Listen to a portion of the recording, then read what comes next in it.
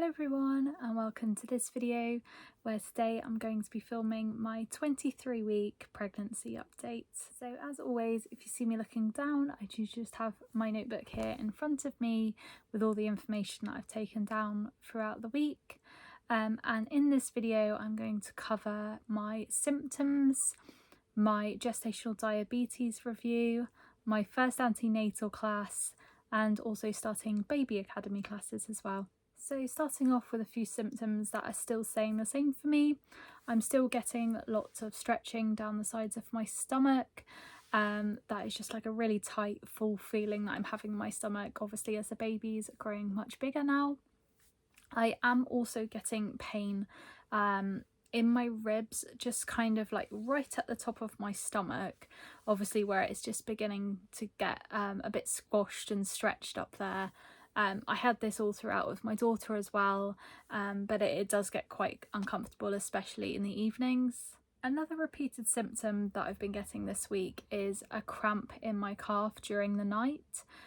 It always tends to be in my right calf, but I'll wake up suddenly in the night and I'll have a really bad cramp. And yeah, that seems to be a common thing throughout this pregnancy. A couple of things that I've had on and off throughout the pregnancy that I've had return again this week. One of them being nosebleeds. I tend to always get these in the morning. They're not really major nosebleeds, they're just like a little bit here and there, but I've had a couple this week.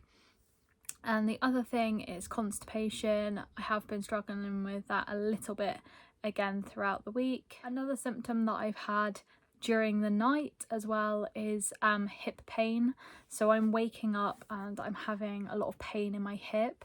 It tends to be on like one side at a time rather than both sides together. And I just solve this by switching sides that I'm sleeping on. That always tends to help me, and that's working at the moment. But I think it's quite a common thing to have hip pain during pregnancy as everything starts to like loosen up and your hips become like wider for childbirth. But yeah, that's becoming more and more regular and common for me now. Something that I've noticed is that my stomach is starting to feel a lot harder now. Especially at the start, it was growing quite rapidly, but it was still kind of squidgy. And I had noted that I hadn't noticed massive amounts of growth in the last couple of weeks or so. However, I have definitely noticed my stomach feeling a lot harder, so that makes sense as to why I've not seen it grow so much. I think it's just filling out as I thought it was. So I'm going to move on now and talk about my gestational diabetes review. So this time this was an extra appointment as I'd had a few readings out of target, so they'd asked me to come in for this one. So it was an extra one as to what I had scheduled. This time it was in person as well, as last time it had just been a phone call, but they'd asked me to come in and see them in person this time. In the room there was 2 diabetic specialist nurses, there was a diabetic nutritionalist, and there was also a doctor, I believe, to do with diabetes. She isn't normally there, and I think she was kind of like leading the group and giving them advice as to what to offer me next. So the first thing they did was review through all my readings since my last visit. In general, they were really happy with them. Although I had had some off target, a couple were explained, and it had been Christmas, so they wasn't too bothered by the readings that I'd had, as there'd only been a few out of target. After that, they did go through my diet and what I tend to eat throughout the day. Again, they was really happy with that. They were saying that's a really healthy diet, and yeah, no cause for concern or changes needed there either. They did just go ahead and weigh me whilst I was there. Obviously I'd had quite a lot of dietary changes since last time I had been, so they just wanted to make sure that I was still putting on a healthy amount during pregnancy, and I have gained a little bit of weight, so that's really positive, that even though I've made lots of dietary changes, that I'm still able to gain the weight during pregnancy. She did also suggest to me that if my numbers did start to go up on my readings, then to try and swap out where I have some carbs for extra protein or extra veg. But yeah, they said they would review that more going into my 3rd trimester, as that's when you tend to see a big rise in your readings and numbers. So they've booked me in for another review in 4 weeks time. They did say that if within those 4 weeks I have 2 or more readings over, then to give them a call and they would then review my diet, etc. then. So that was all they did at that review. I wasn't in there for too long this time either, but yeah, it all seemed to go really well, which is positive. So one really exciting thing this week is that we have now started our 5-week block of antenatal classes. I did do these with my daughter, however it is my partner's first baby and it was 10 years ago since I had my daughter. I lived in a different area at the time, so there's different things into place. A lot of things have changed. Had a completely different pregnancy this time as well, so I thought it'd be really nice to be able to book our antenatal classes. As I said, this runs for 5 weeks. I go to them every Tuesday and they are 2 hours long. So for this first week, they had called the session You, Your Baby and Pregnancy. So once we arrived, they kind of had us all sat around in a circle and they did just get us to go round, introduce ourselves, how many weeks pregnant we are, if we know if we're having a boy or a girl, and just a few bits like that so we can all get to know each other. They did say that they often recommend socialising with each other and staying in touch afterwards, which I definitely did when I went to my classes the first time, which was really lovely to have people going through pregnancy at the same time as you. So hopefully that will be something we're able to do even when the sessions finish. So they did say that they kind of follow a plan when running these sessions. So they do have set questions that they have to ask and put out to the circle and things like that. They do say some of it's not always necessarily relevant, but they do have to stick to the framework. So they did ask us questions like what we hope to gain from these sessions, like what information are we hoping to learn. They asked us what our feelings were towards the pregnancy. Were we excited, worried about anything? They gave lots of time for people to put in answers and to discuss through why people might be feeling that way as well.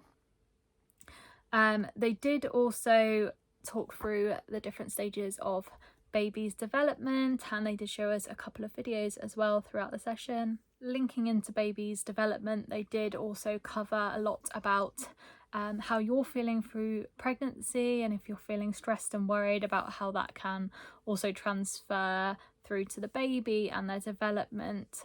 So they talked through the importance of like relaxation. They did do like a little 5-minute trial like relaxation that they suggested that we did throughout the week, which was quite nice, just sit and relax. And baby was kicking throughout the session, so it was obviously noticed that I was feeling very relaxed whilst I was there.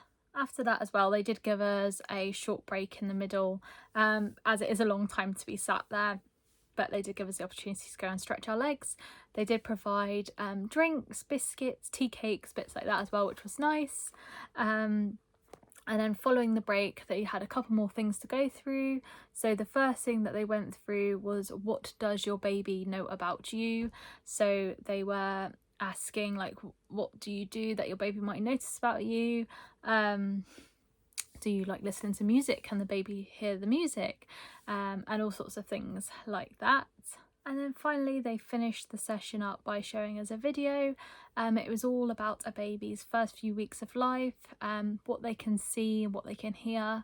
I did find that really quite interesting actually, as obviously babies can only see in like black and white really bold colours when they're first born, but it's actually interesting to know how long that stage lasts for, and actually how physically close the baby needs to be able to see things as well. And also that can help with reasons why they might feel upset or distressed and they show crying when they're little. But yeah, it was a really helpful video. We really enjoyed the session and was looking forward to go back next week again. This week we also did have booked in a online baby class through Baby Academy. So it's like a company that runs lots of free baby classes. I think they maybe run about 6 different ones. I think at the moment we've got 4 out of the 6 booked in, as they only release like 2 or 3 dates at a time, but we're hoping to have booked all of them in by the end of the pregnancy, so we're able to cover all the topics that they offer. So it's a free 2-hour session that we went to this time, and it was all about baby care. So yeah, we just got sent an email link that we had to log on to And yeah, the class is just ready to go, and there's also like a chat box where you can put in questions and they'll answer it for you. But yeah, they did cover lots of different topics during the session. They covered things like your baby's first bath, how to dress the baby, safe sleep. They also had nail care as well, and also about nappies and what kind of things you should be expecting from nappies in the first few days of the baby's life. Again, I found this class really interesting. It was full of really useful information. We thought maybe 2 hours would be a long time to be sat there listening to the meeting. However, it flew by. We took down a few notes of things that we found that we might want to remember when baby's here. But yeah, it was really, really good. Really recommend the Baby Academy classes. With regards to my gestational diabetes readings throughout the rest of the week, they were all pretty good. They were mostly in target. There was a couple that were out of target, which were unexplained. But I think there was like a good amount of days in between them that they wasn't too concerned about it. And it wasn't like a regular pattern either. So yeah, that's all good for this week. So I'll go ahead now and show you the bump update at 23 weeks pregnant. So this is the bump update at 23 weeks and 6 days. So that's everything for my 23-week pregnancy update. Thank you so much for watching, and I'll see you again next week. Goodbye.